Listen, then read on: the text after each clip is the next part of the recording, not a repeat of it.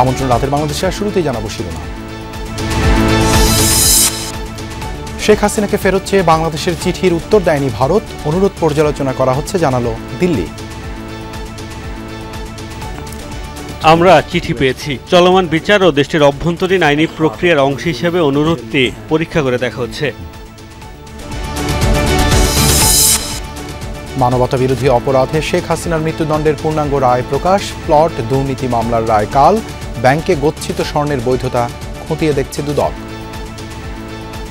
সম্পদ বিবরণীতে তিনি তার স্থাবর অস্থাবর সম্পদের বিস্তারিত বিবরণ দিয়েছেন। সেই বিবরণী, সেই সম্পদ বিবরণীতে এই স্বর্ণালঙ্কার আছে কি নাই সেটা আমরা দেখব।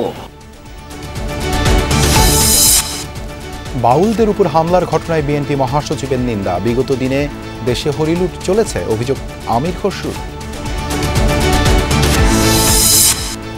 ৬৪ জেলায় এসপি পদায়নের প্রজ্ঞাপন, ওসিদেরও নিয়োগ হবে লটারিতে। একই দিনে নির্বাচন ও গণভোটের লক্ষ্যে মক ভোটিং করবে ইসি। এছাড়াও রাতের বাংলাদেশে থাকছে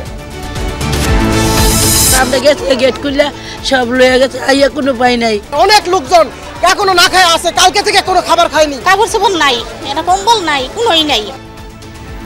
আগুনে পোড়া করাইল বস্তিতে খাবার আর পানির সংকট, অজানা ভবিষ্যতের শঙ্কায় বাসিন্দারা, ঘুরে দাঁড়াতে সহায়তা কামনা।